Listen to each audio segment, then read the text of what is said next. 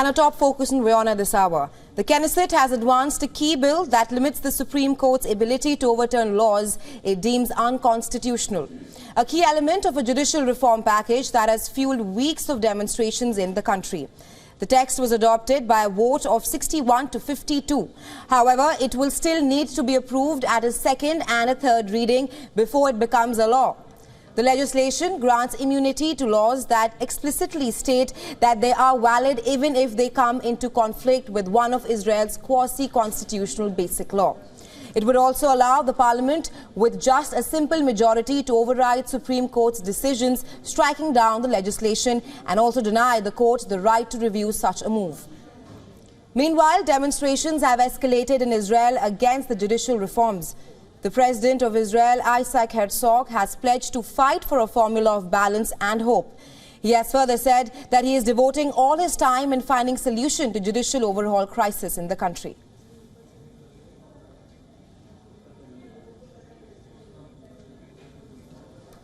We're now being joined by our correspondent Jody Cohen from Renana.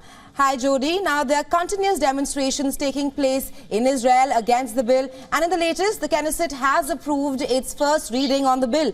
Israeli President Herzog has said that he's trying to find a solution to the judicial overhaul. In your viewpoint, do you think he can succeed? Hi Rahisha, yes. President Herzog said that the situation is very serious and warned of potential political, economic, social and security consequences if a compromise isn't found. He's pledged to fight for a formula of balance and hope and said he's devoting all of his time and energy to finding a solution. Whether or not he can succeed, I believe, largely depends on the coalition and the opposition's strategies.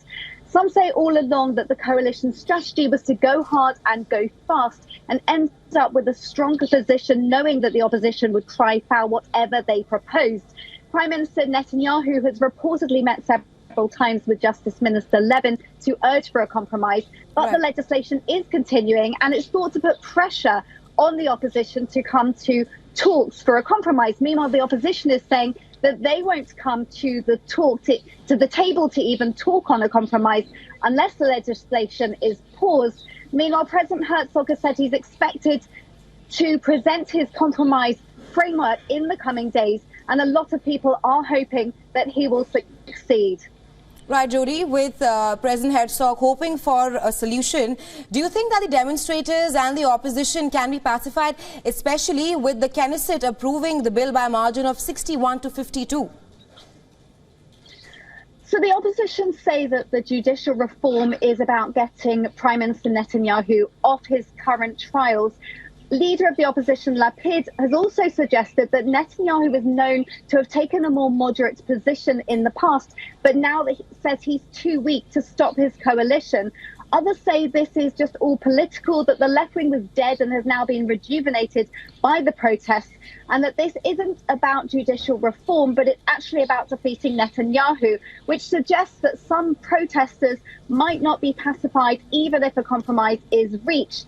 Meanwhile, voting ended at 3 o'clock in the morning this morning in Parliament. The coalition has moved all the key elements of the judicial reform closer to the finish line.